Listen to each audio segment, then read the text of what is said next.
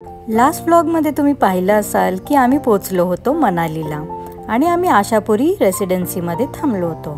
Next day आम्ही सकाळी लवकर उठलो, म्हणजे 8 वाजले होते आणि आम्ही मस्तपैकी असा हा ब्रेकफास्ट केला। ब्रेकफास्टमध्ये खूप सारे ऑप्शन्स होते, मग आम्ही सगळ्यांनी मस्त पोट भरून खाल्लं आणि इथून बसून बाहेरचा व्ह्यू बघताय ना, इतका सुंदर होता। इथे बसून खायला पण खूपच मजा येत होती।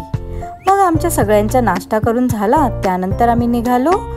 आम्ही आज जाणार होतो स्नो ॲक्टिव्हिटीज करायला। आम्ही जेव्हा गेलो होतो त्यावेळेस सोलांगमध्ये स्नो नव्हता, मग आम्ही पुढे जाणार होतो खोकसरला। आम्ही गेलो होतो मार्च एंडला, म्हणून तिथे स्नो नव्हता। मग जर तुम्ही पण प्लॅन करत असाल तर हे तुमच्या गाईडला नक्की विचारा की कुठे स्नो आहे आणि कुठे नाही। आणि स्नो ॲक्टिव्हिटीज करायला तुम्हाला हा सूट लागतो। हे सूटची दुकानं ना तुम्हाला रस्त्यावरच भेटून जातील। आम्हाला हे दुकान आमच्या ड्रायव्हर दादाने दाखवलं, तर मे बी ते दरवेळेस इथेच आणतात त्यांच्या कस्टमर्सना। सूट आपल्याला रेंटने घ्यावा लागतो, मग त्याचे 150 पर सूट काहीतरी चार्जेस होते आणि त्यासोबत शूज येतात, सॉक्स येतात। सॉक्स तुम्हाला स्वतःला विकत घ्यावे लागतील आणि ग्लव्स पण हवे असतील तर ते पण तुम्हाला विकत घ्यावे लागतील। आणि त्यानंतर जे काही ॲक्टिव्हिटीज तुम्हाला करायच्या असतील ना स्नोमध्ये, त्यांचं पण टायअप इथूनच असतं।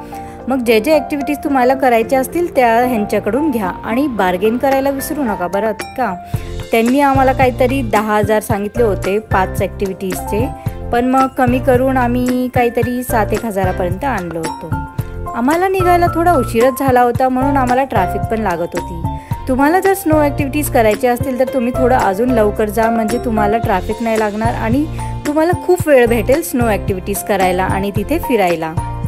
आणि एकतर आपण इथे अशा ठिकाणी चाललो जिथे रेंजच येत नाही, तर मग तुम्ही प्लीज कॅश घेऊन जा। तिथे ऑनलाईन नाहीच चालणार, कारण रेंज नसल्यामुळे तिथे काही सुविधाच नाही आहे। म्हणून कॅश घेऊन जाल, कारण तुम्हाला स्नो ॲक्टिव्हिटीज करायला पूर्ण दिवस लागेल आणि तुम्हाला खाय प्यायचं सामान पण तिथेच भेटणार आहे। आणि जर तुमच्याकडे कॅशच नसेल तर तुम्हाला काहीच खाता पिता येणार नाही, म्हणून कॅश नक्कीच घेऊन जाल। स्नो दिसतंय ना कसं मस्त व्हाईट व्हाईट भारी। मी आणि ओवी तर इतक्या नाचत होतो ना, आम्हा दोघींना हे असं बाहेरूनच बघून असं वाटत होतं बापरे कधी एकदा जाऊ आणि त्या स्नोमध्ये नाचू आम्ही।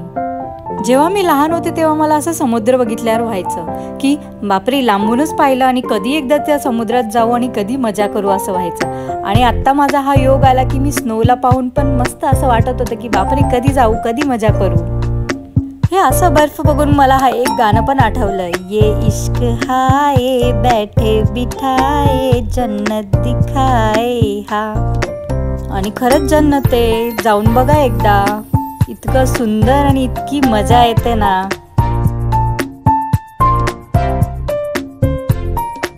फायनली आम्ही पोहोचलो खोकसरला, जिथे स्नो ॲक्टिव्हिटीज करायच्या होत्या आणि आम्हाला लेट झालं असल्यामुळे गाडी खूपच लांब पार्क करावी लागली। कमीत कमी 1 ते 1.5 किलोमीटर मागे लावावी लागली आणि तिथून आम्ही हे असं पायी पुढे जात होतो। मग प्लीज तुम्ही थोडं सकाळी लवकर उठा आणि लवकर या, म्हणजे इतकं पायी चालावं नाही लागणार आणि डायरेक्ट जिथे ॲक्टिव्हिटी पॉईंट आहे ना तिथपर्यंत तुमची गाडी जाईल। आणि थोडं जरी लेट झालं ना, इथे दिसतंय का तिचे मागे खूपच लांब आहे एक घर दिसत असेल तुम्हाला, छोटी घरं दिसत असतील, तिथपर्यंत आम्हाला पायी जावं लागणार होतं। आणि शेजारी अशी एक सुंदरशी नदी वाहत होती। मध्ये नाही गेलो कारण खूपच गार पाणी असणार, लांबूनच आम्ही असा नजारा घेतला मस्त। आणि तुम्ही म्हणत असाल की गोल्डी आणि ओवी कुठे गेले? गोल्डीला तर बिचाऱ्या त्या दादानी घेतलं होतं, आमच्या गाईडवाल्या दादानी, कारण मला आणि गोल्डीला ओवीला घेऊन चालायला इतका त्रास होत होता, दमच लागत होता। एक तर थोडंसं ऑक्सिजन कमी पण असतं तिकडे आणि आपल्याला सवय नसते एवढं घेऊन पोरांना इतकं लांब चालणं। मग ते दादा बोलले की द्या ओवीला, मी घेऊन चालतो आणि तुम्ही स्वतः चालत या। मग मी इथे थोडीशी पोज मारत गोल्डीला म्हटलं एखादा व्हिडिओ काढ छानसा, मी शायनिंग मारते थोडीशी।